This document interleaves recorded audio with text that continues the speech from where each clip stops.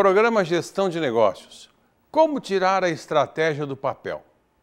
Se partirmos do princípio de que as metas de cada um são atingidas pelo esforço de toda a equipe, não consigo perceber a razão que leva algumas empresas a desdobrar as suas metas até determinado nível hierárquico. O processo tem de ser completo desde a primeira tentativa. Dá um trabalho danado, mas é a maneira certa de fazer. Não adianta querer conduzir as coisas pela metade, com a racionalização de que são etapas. É a mesma coisa que você comprar metade de um carro e o fabricante lhe entregar a outra metade um ano depois.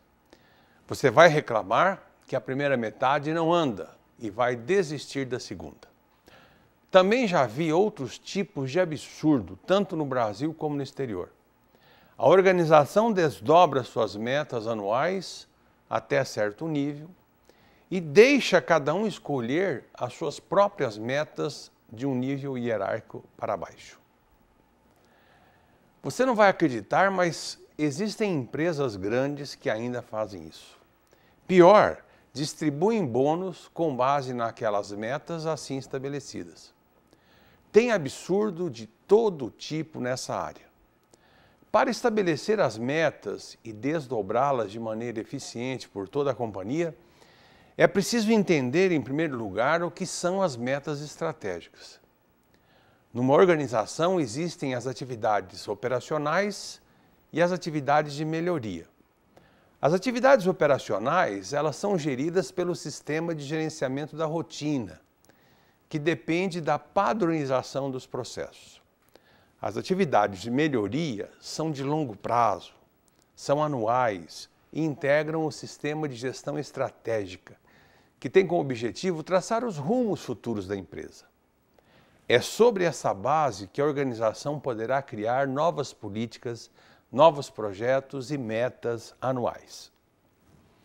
A partir daí, a organização deverá então desdobrar cada uma dessas metas para todos os níveis, até que todas as pessoas da empresa tenham cada uma as suas metas anuais.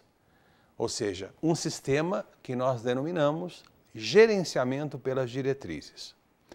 A execução desses planos e os resultados obtidos devem ser acompanhados mensalmente, com reuniões padronizadas, com um ritmo definido e devem obedecer a um cronograma bastante rígido.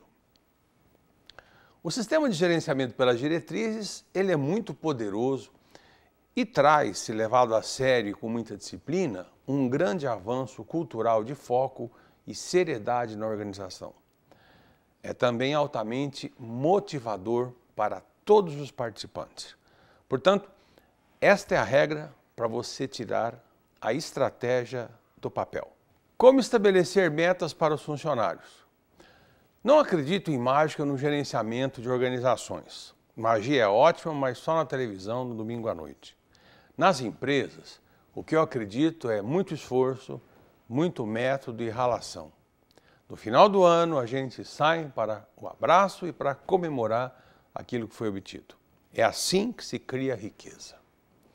A meta inicial de uma organização, ela é determinada na formulação estratégica, ou em sua ausência, por um sonho grande do presidente executivo, dos donos ou do conselho de administração. Depois disso, ela é desdobrada pela organização e as metas, qualquer que seja o nível na empresa, devem ser estabelecidas sobre lacunas. Elas são a diferença entre o valor atual dos seus indicadores e um valor ideal. Esse valor ideal pode ser, por exemplo, o melhor valor conhecido no mundo, ou uma meta de 0 defeito, 0 acidente, entre outros. Por exemplo, se a produção diária de determinado equipamento for 1.000 unidades do produto e equipamentos análogos produzem 1.200, então a sua lacuna inicial é 200. Não economize tempo para saber quais são os seus indicadores, pois eles indicam sua responsabilidade dentro da companhia. Você pode estabelecer um plano de 3 anos para estar, por exemplo, entre os melhores.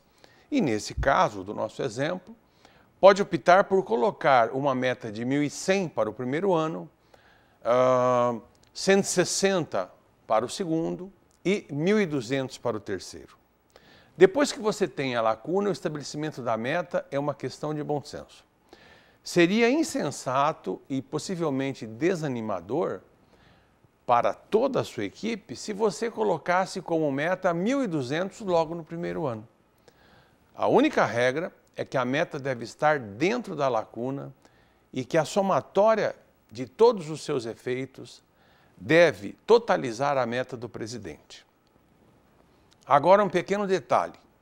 Temos de focar as prioridades do ano e estabelecer somente essas prioridades em relação às metas. Cada pessoa, independentemente do nível hierárquico, deve ter no mínimo 3 e no máximo 5 metas. Quem tem muita meta acaba por não ter prioridades. Foco no cliente não pode ser romântico. A busca pela satisfação do cliente ou transformar o cliente em rei são expressões que não devem ser encaradas do ponto de vista romântico. Eu entendo o foco no cliente sempre do ponto de vista financeiro, ou seja, qualquer ação que se traduz na preferência em relação a um produto ou um serviço de determinada companhia e logo produz aumento de vendas, é o que a gente está falando aqui de não ser romântico com relação a esse foco no cliente. É preciso que isso seja traduzido em vendas. Só vale entregar ao cliente aquilo que ele valoriza e pelo que ele está disposto a pagar, e nada mais. As demais características que não ajudam a fechar as vendas, representam apenas custos que oneram a operação e devem ser eliminadas. A clareza a respeito do que traz os clientes e do que os afasta deve estar no topo das prioridades de uma empresa. O cliente deve ser tratado como rei, no sentido de que ele, a partir do seu desejo, deve projetar aquilo que deseja e você faz aquilo que ele precisa comprar. Mas é preciso atender às necessidades do rei na medida em que ele está disposto a pagar por elas. Em alguns casos é muito simples, quase intuitivo, a gente descobrir o que o cliente valoriza, mas existem também técnicas específicas para isso.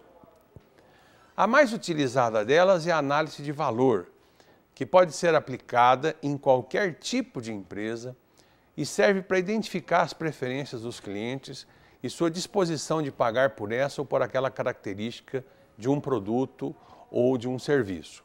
Em linhas gerais, a análise de valor consiste em ir até o cliente e perguntar realmente do que ele precisa. Sem esse cuidado, uma companhia pode oferecer uma função fantástica no automóvel, por exemplo, mas que custa tanto a ponto de ninguém perceber um valor compatível com o preço e o produto aí tende a encalhar nas lojas. Nem sempre é fácil obter a resposta, porque algumas vezes nem mesmo o cliente sabe de maneira consciente ou consegue expressar todas as suas satisfações. O limite entre o que é desejável e o que ele está disposto a pagar tem que ser bem estudado pela empresa. Nesses casos, se estuda profundamente os hábitos de consumo e se observa os padrões de comportamento que podem levar a conclusões aplicáveis ao seu negócio. Não nos enganemos, o foco no cliente deve ser analisado sempre com a métrica financeira.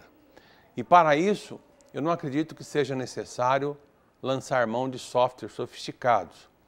Eu me lembro, por exemplo, do caso de uma pequena empresa varejista que investia sua verba de propaganda em umas 10 iniciativas. Um dia o diretor decidiu perguntar lá aos clientes o que de fato eles valorizavam quando obtinham este tal produto. Para surpresa dele, o que aconteceu?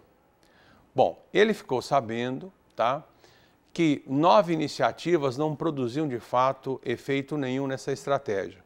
Então, ele acabou concentrando as suas ações e alardeou esta principal ação em outdoor para que ela fosse então cada vez mais lembrada.